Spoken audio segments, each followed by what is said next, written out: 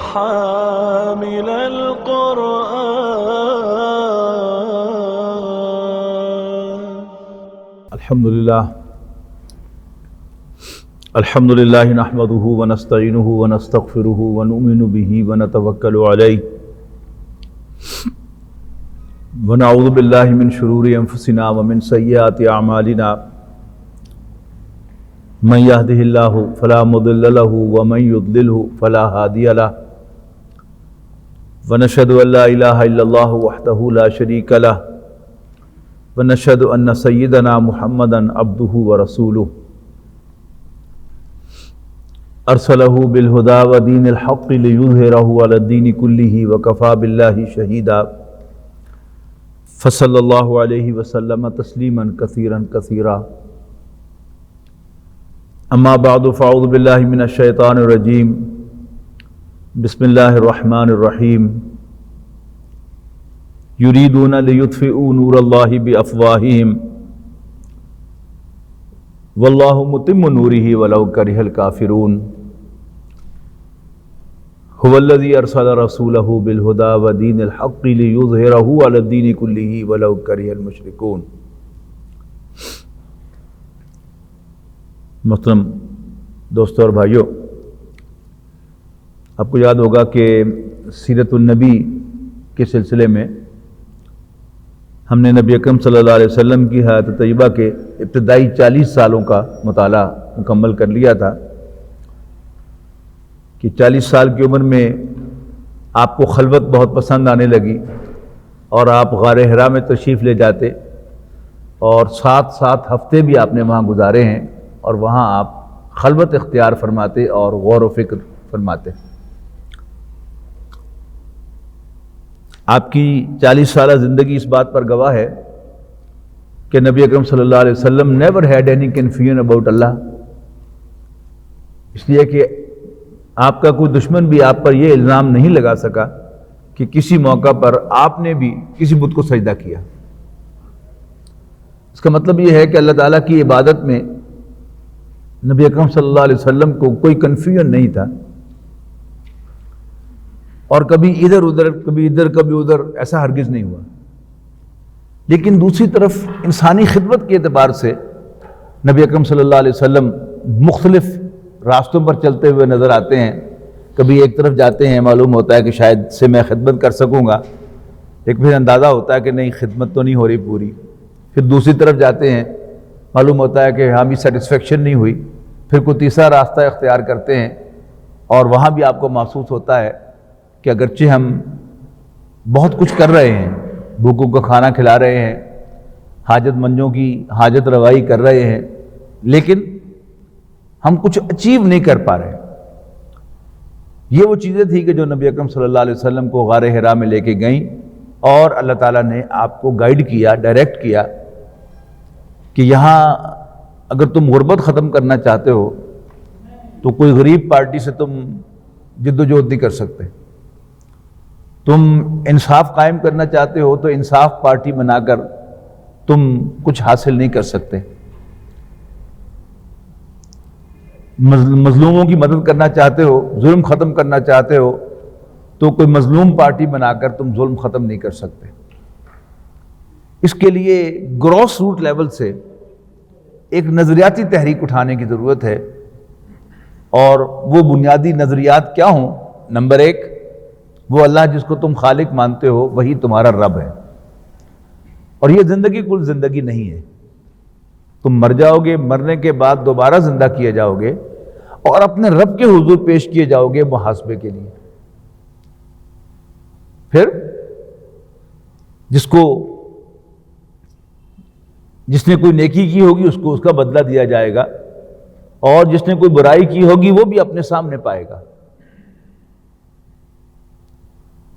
اور تیسری بات، میں اللہ کا بھیجا ہوا رسول ہوں، مجھے مانو کہ میں اللہ کا رسول ہوں. نبی اکرم صلی اللہ علیہ وسلم یہ 3 نظریات لے کر پبلک میں گئے.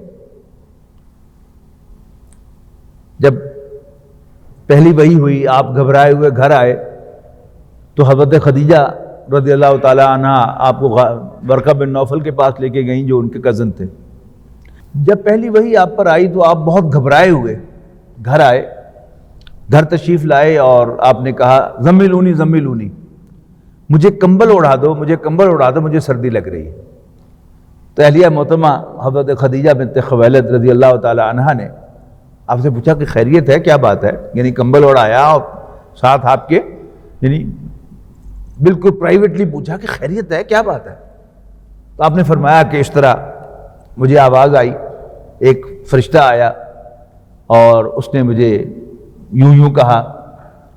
تو نے کہا کہ آپ گھبرائیے مت، یعنی حضرت Khadija being a mature woman, انہوں نے کہا کہ آپ گھبرائیں نہیں، آپ غریبوں کے ہمدرد ہیں، بھوکوں کو کھانا کھلانے والے ہیں، یتیموں کی بیواؤں کی خبرگیری کرنے والے ہیں، آپ کا رب آپ کو تنہا نہیں چھوڑے گا۔ اور پھر اس کے بعد ایک بڑا عجیب واقعہ ہے کہ پھر حضور صلی اللہ علیہ وسلم سے پریشان سے ہوئے تو خدیجہ مجھے کیا بات ہے؟ انہوں نے کہا وہی ناموز پھر نظر آ رہا ہے مجھے۔ تو حضرت خدیجہ یعنی بڑی پرائیویٹ ہوئی رسول اللہ صلی اللہ علیہ وسلم کے پاس ساتھ، اور پھر پوچھا اب دیکھو وہ ہے، یعنی جب میاں بیوی کلوز ہوتے ہیں تو اگر کوئی بدرو ہو تو وہ اس کو انجوائے کرے گی، اور اگر کوئی فرشتہ ہوگا تو وہاں سے غائب ہو جائے گا۔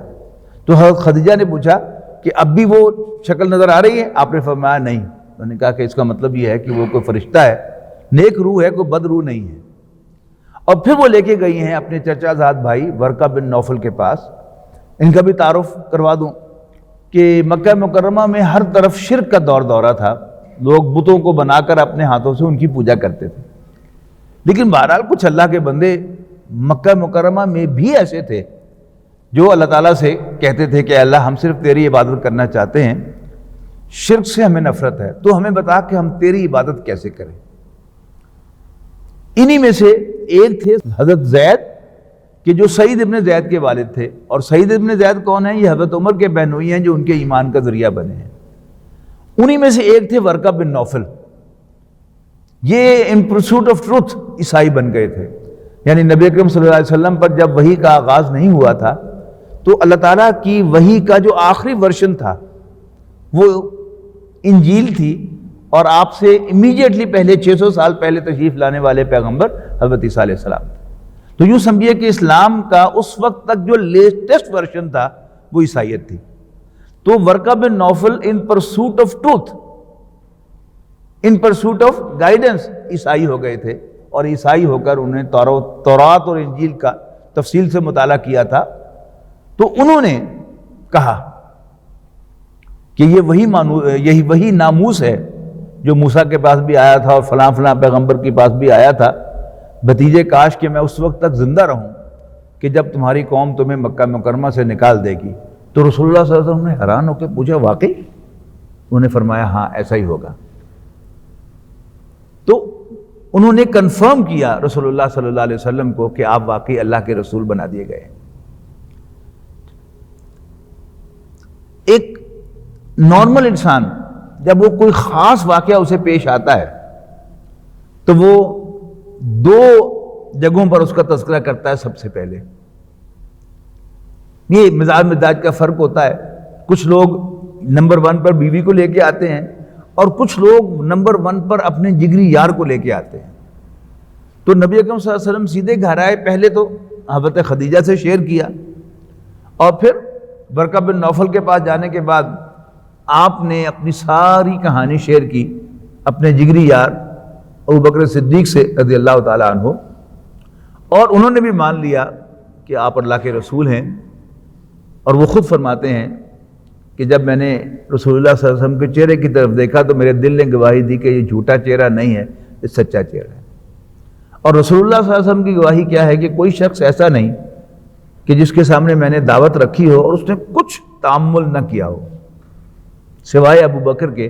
ادھر میں نے اس کے سامنے دعوت رکھی، جھٹ اس نے قبول کر لیا۔ پھر نبی اکرم صلی اللہ علیہ وسلم کے گھر میں 2 ینگر آدمی تھے، ایک آپ کے آزاد کردہ غلام زید بن حارثہ رضی اللہ تعالیٰ عنہ، اور دوسرے ہیں جو کم سن ہیں، ابھی بالغ نہیں ہوئے، وہ ہیں علی ابن ابی طالب رضی اللہ تعالیٰ عنہ، حضرت علی رضی اللہ تعالیٰ عنہ۔ بڑی عجیب بات ہے کہ ہم اور آپ کہیں کچھ ذرا عزت مل جائے، یعنی آپ لوگ میرا درس سنتے ہیں، آپ کو مجھ سے عقیدت ہے، لیکن جو آپ قریب آئیں گے میرے تو آپ کو اندازہ ہوگا کہ نہیں ایڈا بھی نہیں، میری کمزوریاں آپ کے سامنے آئیں گی، میری خامیاں آپ کے سامنے آئیں گی، اس لیے کہ نبی کے بعد کوئی شخص جو ہے معصوم تو ہے نہیں، تو جتنے درجے میں میری یہ خامیاں آپ کے سامنے آئیں گی اتنے درجے میں آپ کی مجھ سے عقیدت کم ہو جائے گی۔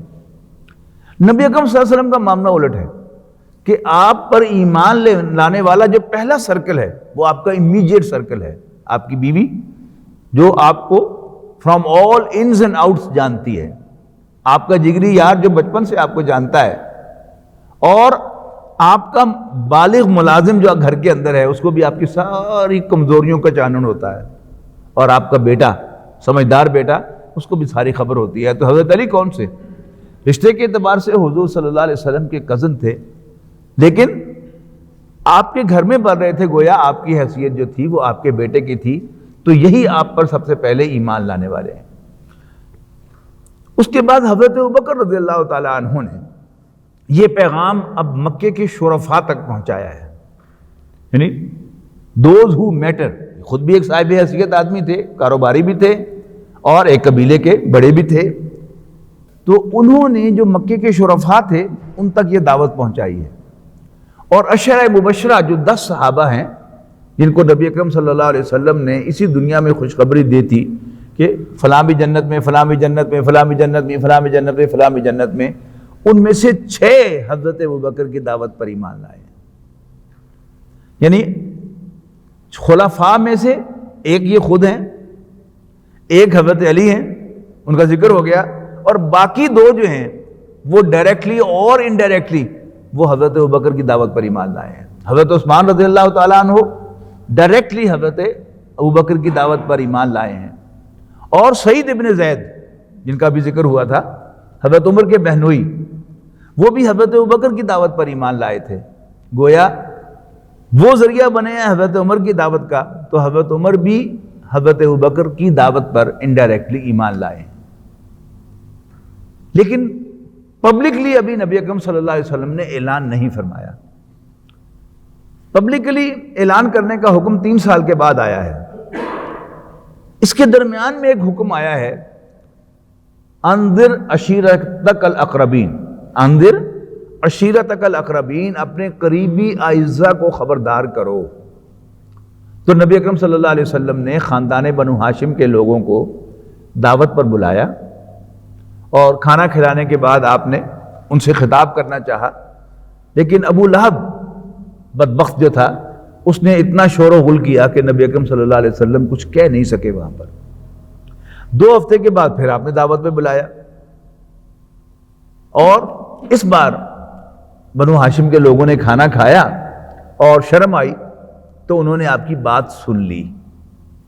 نبی اکرم صلی اللہ علیہ وسلم نے وہ جو خطبہ ارشاد فرمایا ہے صراحت کے ساتھ مذکور نہیں ہے کہیں، لیکن نہج البلاغہ ایک کتاب ہے جس میں اکثر حضرت علی کے خطبات ہیں، اس میں ایک خطبہ نبی اکرم صلی اللہ علیہ وسلم کا بھی ملتا، کچھ حضور کے خطبات بھی ہیں، ان میں سے ایک خطبہ ہے جو معلوم ہوتا ہے ایسا کہ وہ اس موقع کا خطبہ ہے کہ نبی اکرم صلی اللہ علیہ وسلم نے ارشاد فرمایا کہ ان الرائد لا یکذب اہلہ، رائد کہتے تھے قافلے کے آگے آگے چلنے والے کو، کہ ایک لمبا سفر قافلے نے طے کرنا ہے، کوئی سڑکیں تو ہیں نہیں اور نہ سڑکوں پر پیٹرول پمپ بنے ہوئے ہیں، نہ ریسٹ ایریاز بنے ہوئے ہیں، تو ایک خالی جگہ سے سفر کرنا ہے قافلے نے، تو کہاں پڑاؤ ڈالنا ہے، جہاں پڑاؤ ڈالنا ہے وہاں پر کچھ نہ کچھ پانی کا ہو جائے بندوبست تو بہت اچھی بات ہے، سایہ دار درخت جو ہیں وہ اگر ہونے چاہیے اگر دوپہر کا وقت ہے تو، اور پھر کچھ نہ کچھ جھاڑیاں بھی ارد گرد ہونی چاہیے کہ جس سے اونٹ جا کر کچھ چر لیں، کچھ نہ کوئی اپنا بھی پیٹ بھر لیں۔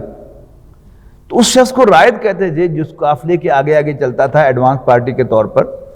تو نبی اکرم صلی اللہ علیہ وسلم نے اپنے آپ کو رائد کہا ہے کہ ان الرائد لا یکذب اہلہ، یقیناً قافلے کے آگے چلنے والا قافلے والوں کو دھوکہ نہیں دیا کرتا، اپنے قافلے والوں کو۔ یہ روایت تھی مکہ مکرمہ کی۔ واللہ لو کذبت الناس جمیعا ما کذبتکم، خدا کی قسم اگر میں تمام لوگوں سے جھوٹ کہہ سکتا تو تم سے جھوٹ نہ کہتا۔ واللہ لو غررت الناس جميعا ما غررتکم، خدا کی قسم اگر میں تمام جہان والوں کو دھوکہ دے سکتا تو تمہیں دھوکہ نہ دیتا، تم میرے اپنے ہو۔ واللہ الذی لا الہ الا ہو، اس اللہ کی قسم جس کے سوا کوئی عبادت کے لائق نہیں ہے، انی لرسول اللہ الیکم خاصۃ والی الناس کافۃ، کہ میں تمہاری طرف بھیجا ہوا اللہ کا رسول ہوں بالخصوص، اور تمام نوع انسانی کی طرف بالعموم۔ واللہ لا تموتن کما تنامون، خدا کی قسم جیسے تم رات کو سو جاتے ہو ایسے ہی ایک دن مر جاؤ گے۔ ثم لتبعثن کما تستيقظون، پھر تمہیں اٹھایا جائے گا جیسے صبح سو کر اٹھتے ہو۔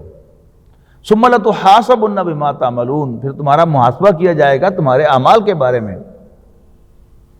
اور ثم لتجزون بالاحسان احسانا وبالسوء سوءا، پھر تمہیں بدلہ دیا جائے گا تمہاری نیکیوں کا اچھا اور تمہاری برائیوں کو برا، اور وہ بدلہ کیا ہوگا؟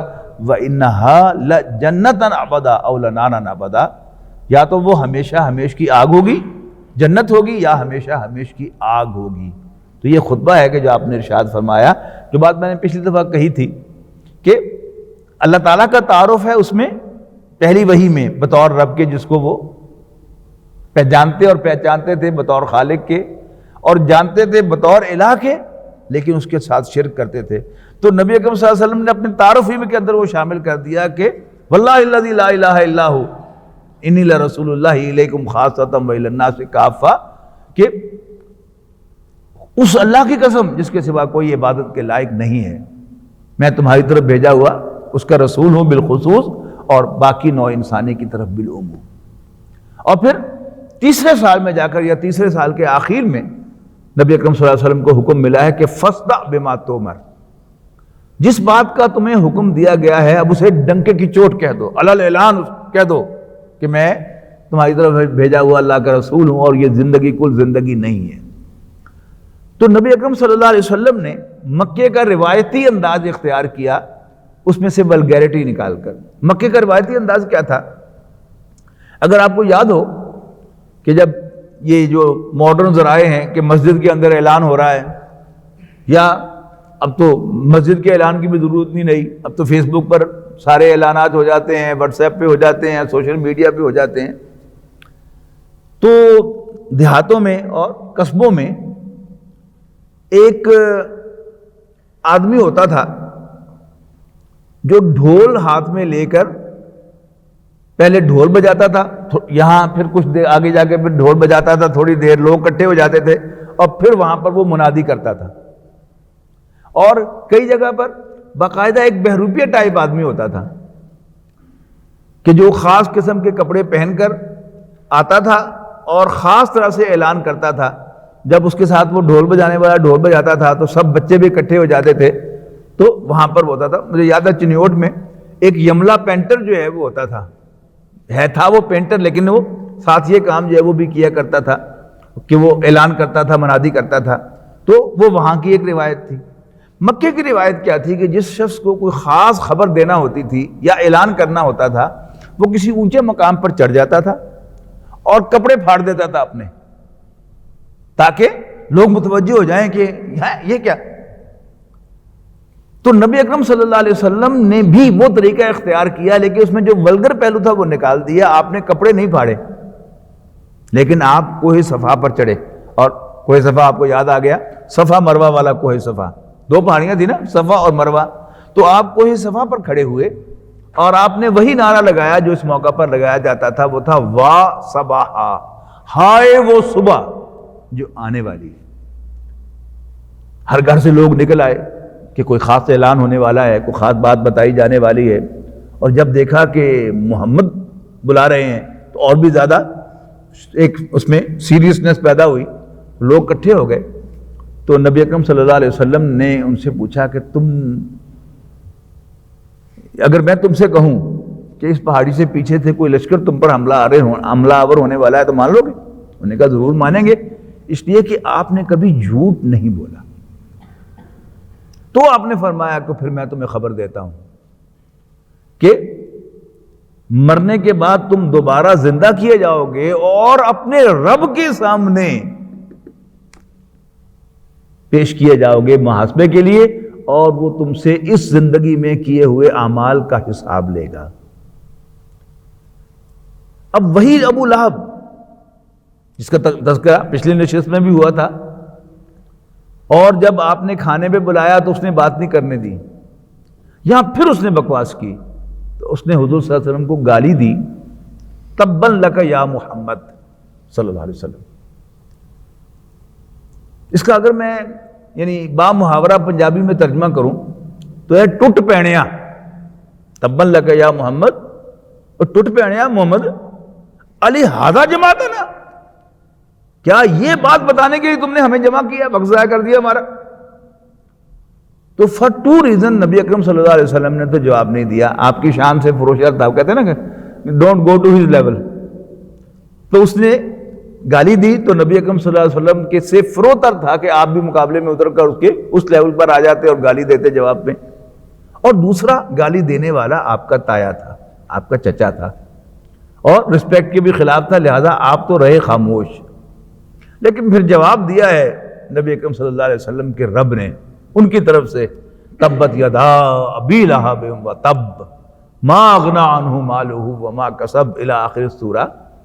اور میں سمجھتا ہوں کہ نبی اکرم صلی اللہ علیہ وسلم کے مخالفین میں سے بھی بدقسمت ترین شخص جو ہے وہ ابو لہب ہے۔ قرآن مجید میں 2 مرتبہ 3 مرتبہ ذکر ابو جہل کا بھی ہے، ولید بن مغیرہ کا بھی ہے، لیکن نام نہیں لیا۔ یہ کیسا بدبخت آدمی تھا کہ اللہ تعالیٰ نے نام لے کر اس کو کنڈیم کیا ہے اور اس پر پھٹکار کی ہے۔ قیامت تک قرآن مجید پڑھا جاتا رہے گا اور ہر پڑھنے والا اس پر لعنت بھیجتا رہے گا، تبت یدا ابی لہب وتب۔ اور آپ کو معلوم ہے کہ اکثر مغرب کی نماز میں چھوٹی صورتیں پڑھی جاتی ہیں۔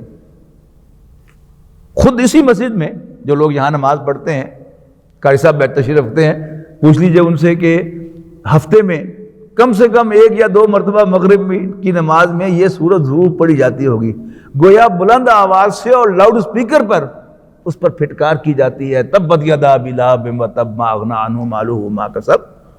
تو یہ کیا ہے؟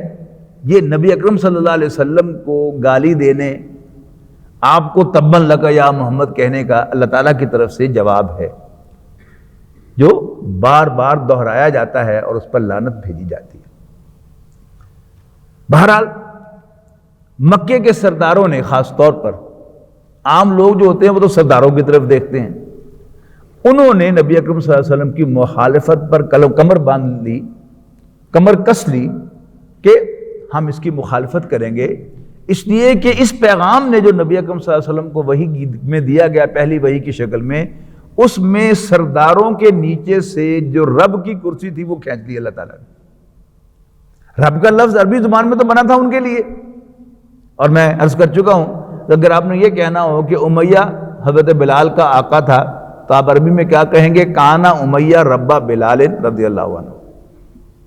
امیہ حضرت بلال کا آقا تھا، تو رب کے معنی آقا کے ہیں۔ تو اس پہلی آیت میں اللہ تعالیٰ نے اپنا تعارف کیا کروایا کہ تم مجھے خالق تو مانتے ہو، میں ہی تمہارا رب ہوں، اور مرنے کے بعد میں تمہیں دوبارہ زندہ کر کے اپنے سامنے تمہاری پیشی کراؤں گا اور تمہارا محاسبہ کروں گا۔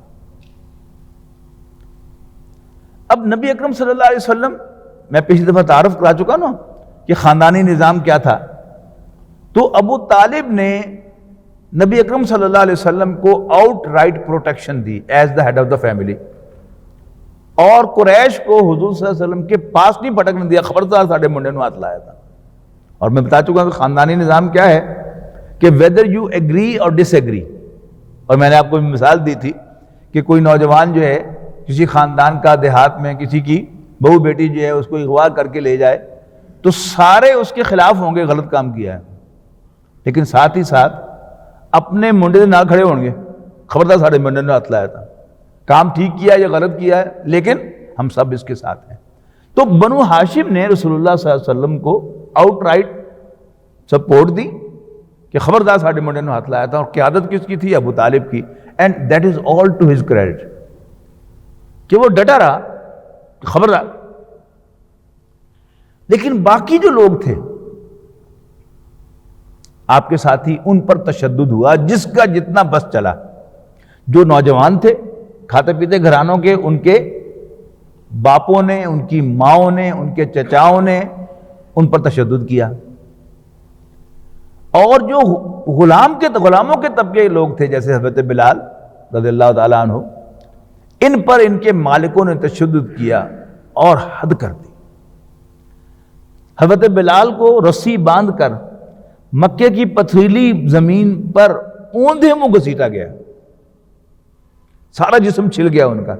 اور حضرت خباب بن الارت رضی اللہ تعالیٰ عنہ کو دہکتے ہوئے انگاروں پر لٹا دیا گیا ننگی پیٹھ. حضرت مصعب بن عمیر کو گھر سے نکال دیا گیا. یعنی عیش میں پلے ہوئے نوجوان تھے، ان کا باپ بڑا امیر آدمی تھا اور یہ بڑے خوش پوش نوجوان تھے. جیسے جواہر لال نہرو کے بارے میں آتا ہے نا، انڈیا کے جو فرسٹ پرائم منسٹر تھے، کہ ان کا جوڑا پیرس سے سل کے آتا تھا جب وہ سوٹ پہنا کرتے تھے. اس کے بعد وہ کھدر کا لباس پہننے لگے کانگریس کے زیر اثر. اسی طرح مصعب کا جوڑا شام سے سل کے آتا تھا اور یہ اتنا پرفیوم لگاتے تھے جسم پر، اپنے کپڑوں پر، کہ جس راستے سے گزر جائیں لوگوں کو اندازہ ہو جاتا تھا کہ یہ راستہ معطر اس لیے ہے کہ معلوم ہوتا ہے کہ یہاں سے مصعب گزرا ہے رضی اللہ تعالیٰ. تو چچا نے کہا کہ اپنے آبائی دین میں واپس آ جاؤ. انہوں نے کہا نہیں، میں نہیں آ سکتا، میں محمد کا ساتھ نہیں چھوڑ سکتا. تو چچا نے کہا کہ پھر تمہیں کوئی حق حاصل نہیں ہے کہ اپنے اس باپ کی کمائی سے عیش کرنے کا جس کے دین کو، جس کے مذہب کو تم نے چھوڑ دیا ہے. انہوں نے کہا اچھا چچا جی چھوڑ دیتا ہوں. انہوں نے کہا نکل جاؤ، گھر سے بھی نکل جاؤ، یہ گھر بھی اس کا ہے، اس کی کمائی سے ہے. اچھا چچا جی نکل جاتا ہوں. انہوں نے کہا یہ کپڑے جو تم نے پیر رکھے ہیں یہ بھی اسی کے ہیں، اور کپڑے بھی اتروا لیے. اور یہ وہی صحابی ہیں کہ غزوہ احد کی جب تفصیلات آپ پڑھتے ہیں کہ شہداء کو ان کے لباس میں دفن کیا جاتا ہے، وہی ان کا کفن ہوتا ہے. تو صحابہ آئے رسول اللہ صلی اللہ علیہ وسلم کے پاس، اللہ کے رسول ہمارے ایک ساتھی کے جسم پر ایک چھوٹی سی چادر تھی، اس سے اگر ہم اس کا سر ڈھانپتے ہیں تو پاؤں ننگے ہو جاتے ہیں اور پاؤں ڈھانپتے ہیں تو سر ننگا ہو جاتا ہے. تو آپ نے فرمایا کہ اس کے سر کو چادر سے، پاؤں پر گھاس ڈال کر اس کو دفن کر دو. یہ مصعب بن عمیر ہی تھے رضی اللہ تعالیٰ. تو جس کا جو بس چلا اس نے چلایا. آل یاسر، حضرت یاسر رضی اللہ تعالیٰ عنہ، یہ خاندان جو تھا وہ باہر کا خاندان تھا اور مکے میں کسی نے ان کو پناہ دے رکھی تھی. اب وہ شخص جو تھا وہ حلیف تھا ابو جہل کا، لہذا ابو جہل کو بھی ان پر اختیار تھا. تو ان پر تو تشدد کی انتہا کر دی، شاید تاریخ میں اتنا تشدد نہ ہوا ہو. حضرت یاسر رضی اللہ تعالیٰ عنہ کو 4 اونٹوں کے ساتھ باندھا گیا. کیسے؟ ایک اونٹ سے آپ کا ایک ہاتھ، دوسرے اونٹ سے دوسرا ہاتھ، تیسرے اونٹ سے ان کا ایک پاؤں، اور چوتھے اونٹ سے ان کا دوسرا پاؤں باندھا گیا، اور اونٹوں کو مخالف سمت میں ہانک دیا گیا، زندہ جسم کے ٹکڑے ہو گئے. تو جس کا جو بس چلا اس نے کیا. نبی اکرم صلی اللہ علیہ وسلم پر باقاعدہ کوئی ذاتی تشدد نہیں ہو سکا. ہاں 2 انسٹنٹینیس واقعات آپ کو ملتے ہیں کہ ابو جہل جب وہ اس کی دری بچھی ہوئی تھی تو اس نے 2 مرتبہ حضور صلی اللہ علیہ وسلم کے گلے میں پھندا ڈلوایا چادر کا اور اوجری ڈلوائی، وہ انسٹنٹینیس واقعات ہیں. لیکن اس کے علاوہ حضور صلی اللہ علیہ وسلم کو باقاعدہ قتل نہیں کیا جا سکا، آپ کو قتل کا اٹیمپٹ نہیں ہوا اور آپ پر باقاعدہ کوئی تشدد نہیں ہوا. بس 1-2 واقعات ہوئے. کیوں؟ بنو ہاشم پیچھے تھا. لیکن باقی صحابہ پر چونکہ ظلم بڑھتا جا رہا تھا، لہذا سن 5 نبوی میں سورۃ عنکبوت کی ایک آیت نازل ہوئی، یا عبادی الذین آمنوا ان ارضی واسعہ ایایا فاعبدون. اے میرے وہ بندو جو ایمان لائے ہو، میری زمین بڑی وسیع ہے لیکن تمہیں بندگی میری ہی کرنی ہے. یہاں ممکن نہیں تو وہاں چلے جاؤ، وہاں ممکن نہیں تو وہاں چلے جاؤ، لیکن اس پر کوئی کمپرومائز نہیں ہے. ایایا فاعبدون، تمہیں میری ہی بندگی کرنی ہے. لہذا نبی اکرم صلی اللہ علیہ وسلم نے وہ صحابہ کے جو تشدد کا نشانہ بن رہے تھے انہیں اجازت دی کہ تم حبشہ چلے جاؤ. حبشہ جس کو اب ایبیسینیا کہا جاتا ہے نا، یعنی آپ دیکھیں اگر نقشے کو تو عربین پینسولا میں درمیان میں پھر وہ ریڈ سی ہے، اور ریڈ سی کے بعد پھر آگے افریقہ ہے. تو جو قریب ترین ملک بنتا ہے وہ وہی حبشہ ہے. وہاں کا بادشاہ ایک عیسائی بادشاہ تھا نجاشی. اس کے بارے میں اچھی رپیوٹ تھی کہ بہت شریف آدمی ہے اور اپنے رعایا کا بھی خیال رکھتا ہے اور پروٹیکٹ بھی کرتا ہے.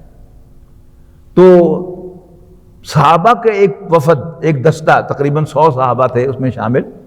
اس میں حضور صلی اللہ علیہ وسلم کی بیٹی حضرت رقیہ بھی شامل تھیں، اور اسی میں حضرت عثمان رضی اللہ تعالیٰ عنہ بھی، ان کے شوہر، شامل تھے.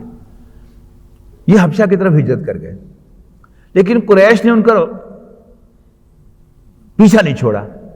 قریش کا ایک باقاعدہ ڈیلیگیشن حبشہ کے پاس پہنچا کہ ہمارے کچھ بگوڑے جو ہیں، ہمارے مجرم، وہ آپ کے پاس آ گئے ہیں، تو آپ انہیں ہمارے حوالے کریں پلیز. اب چونکہ وہ ایک آدمی تھا، شریف آدمی تھا، تو اس نے اسٹریٹ اوے ان کے حوالے نہیں کیا، اس سے سمن کیا کہ آؤ بھائی اپنا کیس جو ہے وہ لڑو آ کے. تو حضرت جعفر طیار رضی اللہ تعالیٰ عنہ، جعفر بن ابی طالب، حضرت علی کے بڑے بھائی، وہ آئے مسلمانوں کی طرف سے اب ڈیفنس کرتے ہوئے. تو انہوں نے کہا نجاشی سے کہ ہم اپنے ہاتھوں سے بت بنا کر ان کو پوجتے تھے، ہم چوریاں کرتے تھے، ہم بدکاریاں کرتے تھے، ہم اپنی بچیوں کو زندہ دفن کرتے تھے، اور طرح طرح کے ظلم ہم ڈھاتے تھے. اللہ کے ایک بندے محمد بن عبداللہ نے صلی اللہ علیہ وسلم اللہ کے رسول کی حیثیت سے ہمیں ان باتوں سے منع کیا، اور یہ جو ہیں اس پر ہم پر تشدد کرتے ہیں قریش، تو بڑی مہربانی ہوگی کہ آپ انہیں واپس ہمیں ان کے حوالے نہ کریں. تو نجاشی نے کہا، ابو سفیان آئے تھے ان کی طرف سے، قریش کی طرف سے ریپرزینٹ کرتے ہوئے، بہت ذہین آدمی، بہت بڑے اسٹیٹس مین، بہت بڑے پولیٹیشین. تو نجاشی نے کہا کہ نہیں، میں ان کو آپ کے حوالے نہیں کر سکتا. تو انہوں نے ایک اور پتہ پھینکا، یعنی یہ ذہن میں رکھتے ہوئے کہ یہ عیسائی ہے. تو اس نے کہا کہ ذرا ان سے پوچھو نا کہ یہ آپ کے خدا عیسیٰ علیہ السلام کے بارے میں کیا کہتے ہیں.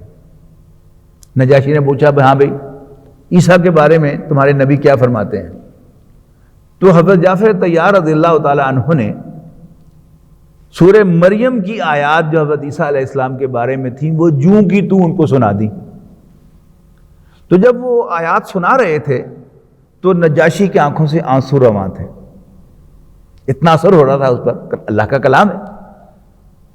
اور جو ہی ان کا وہ خطاب ختم ہوا تو نجاشی نے ایک چھوٹا سا تنکا اٹھایا، انہوں نے کہا کہ جی عیسیٰ تنکا بھر بھی اس ڈسکرپشن سے اونچا نہیں ہے. دس از اے ٹرو ڈسکرپشن. اس کے بعد کیا ہوا کہ جب سورہ نجم نازل ہوئی اور اس کی آخر میں آیت سجدہ، اگر آپ پڑھیں قرآن سورہ نجم کو، تو نبی اکرم صلی اللہ علیہ وسلم خانہ کعبہ میں وہ سورت آپ نے پڑھی اور صحابہ کرام بھی ساتھ تھے. تو جب آیت سجدہ آئی تو آپ سجدے میں گرے، صحابہ کرام بھی گرے، اور چونکہ ان کو بھی عربی آتی تھی، قریش کو بھی، تو غیر ارادی طور پر قریش بھی سجدے میں گر گئے. پھر انہوں نے اس سے اپرچونٹی نکالی. یہ کیا ہوتا ہے، ذہین آدمی جو ہوتا ہے نا، کہ جب کوئی واقعہ پیش آتا ہے تو فوراً اس سے کوئی نہ کوئی جو ہے وہ موقع تلاش کرتا ہے اور اس کو ٹوسٹ کرتا ہے. تو قریش نے کیا کیا، اس موقع کو ٹوسٹ کیا اور حبشہ پیغام بھیجا کہ آ جاؤ واپس، سب سیٹل ہو گیا سارا معاملہ، محمد اور قریش کی صلح ہو گئی ہے صلی اللہ علیہ وسلم. اور دھوکے سے ان کو بلا لیا، لیکن یہاں تو حالات وہی تھے. لہذا پھر ایک دوسری ہجرت حبشہ ہوئی ہے، 5 نبوی میں، پھر 6 نبوی میں دوسری ہجرت حبشہ ہوئی. لیکن خاندان بنو ہاشم کی پروٹیکشن جاری رہی.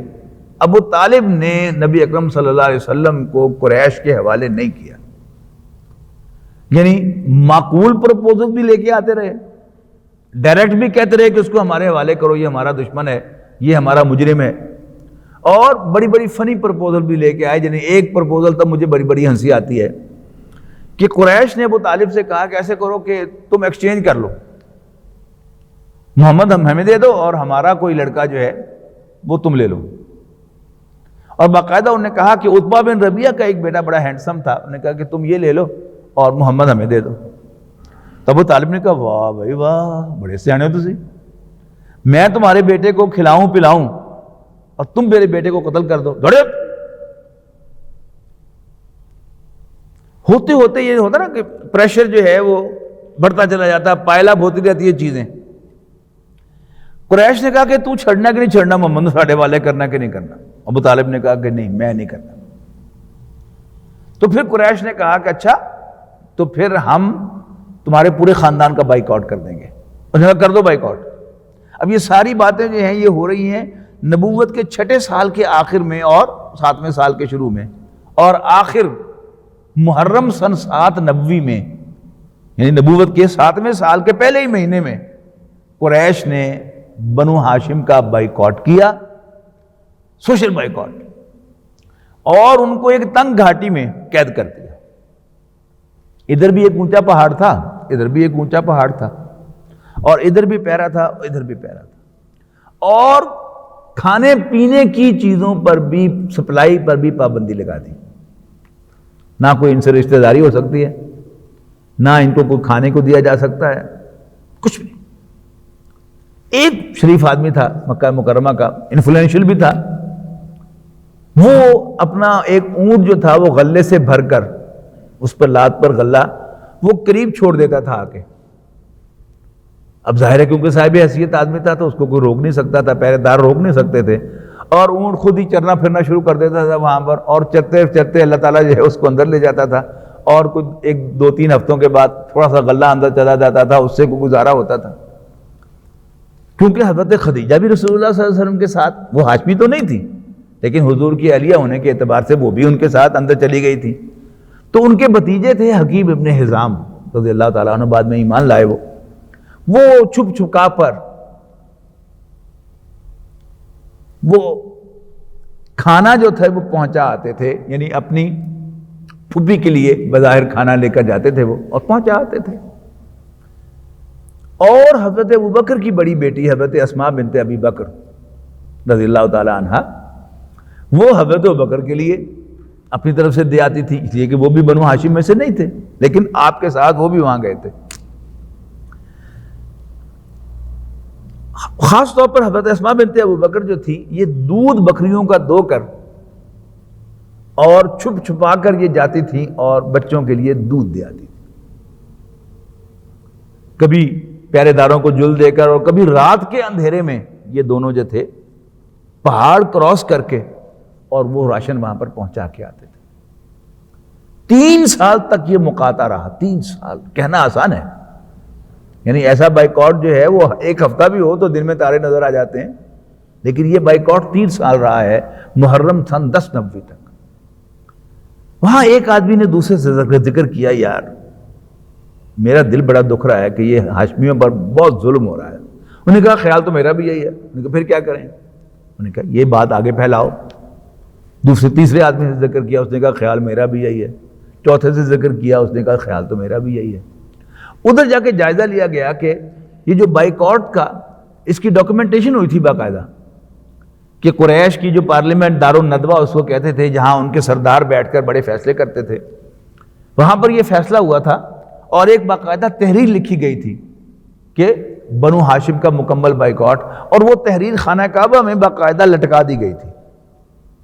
جائزہ لیا گیا تو اس تحریر کو دیمک چاٹ چکی تھی، گویا اب وہ تحریر ایگزسٹ نہیں کرتی تھی، اور یوں محرم سن 10 نبوی میں بنو ہاشم شیب ابی طالب سے باہر آ گئے۔ اب اللہ تعالیٰ کی اپنی ایک سکیم ہے، حادثہ پھر نہیں ہوا، یہ سب کچھ اللہ تعالیٰ کروا رہا تھا۔ اگر ہم اس ایک سبق کو کبھی نہ بھولیں، تاریخ پڑھتے ہوئے، سیرت پڑھتے ہوئے، اپنی زندگی میں بھی آ جائے پھر تو کیا ہی کہنے ہیں، پھر انسان کو غم فکر نہیں ہوتا، کوئی پریشانی نہیں ہوتی کبھی، اللہ کر رہا ہے، ٹھیک کر رہا ہے، کہ اللہ تیرا شکر ہے۔ تو اللہ تعالیٰ کو یہ منظور تھا کہ اب خدیجہ کو بلا لیا جائے رضی اللہ تعالیٰ عنہ۔ تو رمضان سن 10 نبوی میں حضرت خدیجہ کا انتقال ہو گیا، اور اس سے کچھ پہلے یا بعد ابو طالب کا انتقال ہو گیا۔ اب سیرت نگاروں نے اس کو غم کا سال کہا ہے، عام الحزن، غم کا سال تھا کہ نبی اکرم صلی اللہ علیہ وسلم کے 2 بڑے سہارے گھر کے اندر سپورٹ کرنے والی خدیجہ بنت خویلد رضی اللہ تعالیٰ عنہ، اور فیملی کے لیول پر قریش کے ہاتھوں سے بچانے والے ابو طالب، یہ دونوں اللہ نے بلا لیے۔ اب اللہ کا فیصلہ ہے، یعنی اگر ابو طالب زندہ رہتے 10 سال مزید تو سٹیٹس کو مینٹین ہوتا، اب اللہ تعالیٰ اس سٹیٹس کو توڑنا چاہتا تھا، لہذا ابو طالب کو بلا لیا۔ اب یہاں تک ذکر کیا ہے ہمارے عام سیرت نگاروں نے، لیکن اس کے بعد کیا ہوا، اس میں ڈارک ہے ہماری سیرت کی کتابیں۔ یہ تو ایک بوسنین غیر مسلم آتھر ہیں، ان کی کتاب سے مجھے پتا چلا، اور سارا پھر وہ سیرت کنیکٹ ہو گئی، ورنہ ایک ایمبیگوٹی تھی اس میں۔ وہ کیا تھی کہ ابو طالب کے انتقال کے بعد ابو لہب خاندان کا سربراہ بن گیا، خاندان بنو ہاشم کا، اور اس سے قریش کا مطالبہ پورا کر دیا۔ وہ تو پہلے دن سے ایمان نہیں لایا تھا اور مخالفت بھی ٹھوک بجا کے کرتا تھا۔ اس نے قریش کا مطالبہ پورا کرتے ہوئے نبی اکرم صلی اللہ علیہ وسلم کو خاندان بنو ہاشم سے نکال دیا۔ اب وہاں سے آپ نکلے، صرف آپ کے ساتھ آپ کے آزاد کردہ غلام زید ابن حارثہ تھے رضی اللہ تعالیٰ عنہ، تو آپ نے باہر جا کر ان کو 1-2 سرداروں کی طرف بھیجا کہ اپنا پیغام دے کر کہ مجھے پناہ چاہیے۔ انہوں نے پناہ نہیں دی، تو نبی اکرم صلی اللہ علیہ وسلم طائف تشریف لے گئے۔ طائف کا بھی تعارف ہو جائے، یہ مکہ مکرمہ کا سبرب ہے، ٹوین سٹی سمجھ لیں کہ مکے کے رؤسا کی، مکے کے سرداروں کی زمینیں تھیں وہاں پر، جائیدادیں تھیں وہاں پر، باغات تھے وہاں پر، اس لیے کہ وہ عرب کا مری ہے۔ مکہ مکرمہ میں بارش نہیں ہوتی، وہاں بارشیں ہوتی ہیں، سرسبز و شاداب سارے کھیت ہیں، باغات ہیں۔ تو وہاں 3 بھائی تھے جن کی وہاں پر جائیداد تھی، تو ان کی اچھی ریپیوٹ تھی کہ وہ شریف لوگ ہیں۔ تو نبی اکرم صلی اللہ علیہ وسلم اس خیال سے کہ شاید وہ مجھے پناہ دیں گے، لیکن آپ جانتے ہیں کہ وڈیرا جو ہوتا ہے وہ جتنا بھی شریف ہو وہ اندر سے وڈیرا ضرور ہوتا ہے، وہی ہوا۔ تو آپ ان کے پاس گئے تو انہوں نے بڑی گھٹیا باتیں کی رسول اللہ صلی اللہ علیہ وسلم سے۔ ایک بھائی نے کہا، اچھا اللہ کو اور نہیں ملا تھا کوئی نبی بنانے کے لیے؟ وہ عتبہ بن ربیعہ نہیں تھا جس کی یہاں بھی جائیداد ہے وہاں بھی جائیداد ہے؟ وہ فلانا نہیں تھا سردار؟ تم ہی ملے تھے یہ 3؟ چلو اب مجھے مجبوراً یعنی یہ بات کہنی پڑ رہی ہے کہ ظاہر ہے اس نے تو اسی لہجے میں کہنا تھا نا کہ جو وڈیروں والا لہجہ ہوتا ہے۔ دوسرے نے کہا جی میں تم سے بات نہیں کرنا چاہتا، اس لیے کہ اگر تم سچے ہو تو کہیں مجھ پر عذاب نہ آ جائے، اور اگر تم جھوٹے ہو تو میری شان کے خلاف ہے، معاذ اللہ، اگر تم معاذ اللہ جھوٹے ہو تو پھر میری شان کے خلاف ہے کہ تم سے بات کروں۔ اور تیسرے نے دھکے دے کر باہر نکال دیا اور گاؤں کے شہر کے لڑکوں سے کہا کہ تم اس پر پتھراؤ کرو، اور انہوں نے حضور صلی اللہ علیہ وسلم کی پنڈلی کی ہڈی کو نشانہ بنا کر آپ پر پتھر برسائے۔ اور پنڈلی کی ہڈی آپ کو معلوم ہے کہ گھر میں چلتے ہوئے کسی فرنیچر سے ذرا یہ ٹکرا جائے پنڈلی، یا بیڈ سے ٹکرا جائے تو جان نکل جاتی ہے انسان کی، خون بھی بہہ گیا، یعنی اس تکلیف کی وجہ سے آپ بیٹھے۔ 2 لڑکے آئے، انہوں نے آپ کی بغل میں ہاتھ دیے، اٹھا کے یہاں نہیں بیٹھو چلو۔ تو حضور صلی اللہ علیہ وسلم کے آزاد کردہ غلام زید ابن حارثہ رضی اللہ تعالیٰ عنہ آپ کو ایک باغ میں لے کے آئیں گے۔ یہ باغ عتبہ بن ربیعہ کا باغ تھا، اور وہاں عتبہ بن ربیعہ کے غلام نے نبی اکرم صلی اللہ علیہ وسلم کو انگور پیش کیے ہیں۔ آپ کو جب ہوش آئی ہے تو نبی اکرم صلی اللہ علیہ وسلم نے اللہ تعالیٰ سے ایک عجیب مناجات کی ہے، اللہم الیک اشکو ضعف قوتی وقلت حیلتی وہوانی علی الناس۔ اے اللہ میں تجھ سے شکوہ کرتا ہوں اپنے وسائل کی کمی، قوت کی کمزوری اور لوگوں کے حوالے کیے جانے کا، اس لیے کہ اللہ کے رسول سے بڑھ کر کسے یقین ہو سکتا ہے کہ اگر اللہ انہیں الاؤ نہ کرتا تو یہ میرا بال بھی بیکا نہیں کر سکتے تھے، تو مجھے لہولان کر دیا۔ لہذا شکوہ طائف والوں سے نہیں کیا، اللہ تعالیٰ سے شکوہ کیا ہے۔ اور لیکن وہ شکوہ اللہ کے رسول صلی اللہ علیہ وسلم کا شکوہ تھا، ساتھ ہی کہا ان لم یکن علیہ غضبک فلا ابالی، اے اللہ اگر تم مجھ سے ناراض نہیں ہے تو پھر مجھے کوئی پرواہ نہیں ہے۔ واپس آپ جب مکہ تشریف لائے ہیں، اب ظاہر ہے مکے میں خاندان بنو ہاشم سے نکل چکے ہیں، یعنی خاندان جو تھے وہاں پہ اور قبائل، یہ کیا ہے، آج کے ملکوں کی طرح ہے. یہ ریسنٹ ایگزامپل ہے کہ اسامہ بن لادن پیدائشی سعودی سٹیزن تھے، لیکن جب انہوں نے اعتراض کیا عراق کویت وار کے بعد کہ اب جنگ ختم ہو گئی ہے، حکومت سے کہا کہ نکالو امریکنوں کو یہاں سے،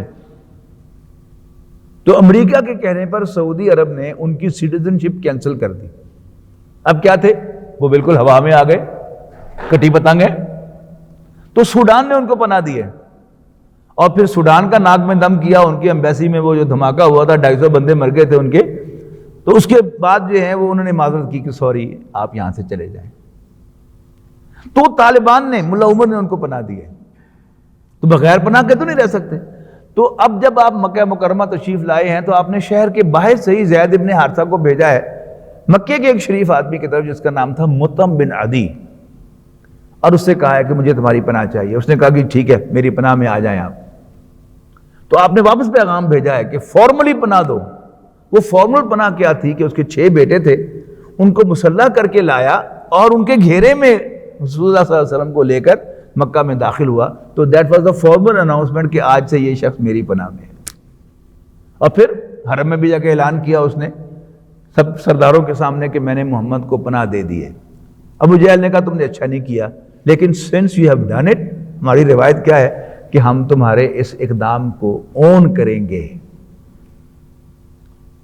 اچھا، اب یہ ہے 1190 میں ہم پھر رہے ہیں. اب نبی اکرم صلی اللہ علیہ وسلم کو معراج ہوئی ہے. یعنی میرے حساب میں سوٹیبل ٹائم کیا ہونا چاہیے تھا معراج کا کہ پہلی وحی کے لیے آپ کو بلایا جاتا، لیکن اللہ تعالیٰ کو مجھ سے پوچھنے کی کیا ضرورت ہے؟ اللہ تعالیٰ اپنے سارے کام جانتا ہے، where, when and how to do something. اب اللہ تعالیٰ نے معراج کرائی ہے، کیوں کرائی ہے؟ وہ میں سمجھتا ہوں کہ اس لیے کرائی ہے کہ جیسے کوئی بچہ باہر سے پٹ کر روتا ہوا گھر آئے اور اس کی ماں اس کو گلے لگا لے یا اس کا منہ چوم لے یا صرف ہاتھ پھیلا کر کہتے میرا چاند، تو بچے کے آنسو یہیں رک جاتے ہیں. چونکہ رسول اللہ صلی اللہ علیہ وسلم کی زبان پر فریاد آئی، شکوہ آیا، تو اللہ تعالیٰ نے بلایا نبی اکرم صلی اللہ علیہ وسلم کے آنسو پوچھنے کے لیے اور ری ایشور کرنے کے لیے کہ میں تیرے ساتھ ہوں. اب معراج کب ہوئی ہے؟ 27 رجب 11 نبوی. تو رجب کا تو اینڈ ہو گیا نا، 27 تاریخ اینڈ آف رجب. اس کے بعد شعبان، رمضان، شوال، ذی قعدہ اور 5واں مہینہ ذی الحج کا ہے. تو اللہ تعالیٰ نے مدینے کی کھڑکی کھول دی. وہ جو 5 افراد تشریف لائے ہوئے تھے مدینے سے، ان سے آپ نے رات کے اندھیرے میں ملاقات کی ہے، انہیں تعارف کروایا ہے اور وہ ایمان لے آئے ہیں. اس کے بعد پھر چل سو چل ہے. اگلے سال 12 افراد آئے ہیں، بیعت عقبہ اولیٰ ہوئی ہے. پھر اگلے سال 75 افراد آئے ہیں، بیعت عقبہ ثانیہ ہوئی ہے. اور اس کی تفصیل انشاءاللہ ہم پڑھیں گے اگلی نشست میں کہ وہ پیشکش لے کے آئے ہیں کہ آپ کے خاندان والوں نے آپ کو ڈسون کر دیا ہے، آئیے ہم آپ کو اڈاپٹ کرتے ہیں، ہم آپ کی اسی طرح حفاظت کریں گے جیسے اپنے خاندان میں پیدا ہونے والے بچوں کی حفاظت کرتے ہیں. آج اسی پر اکتفا کرتے ہیں. آخر دعوانا ان الحمدللہ رب العالمین.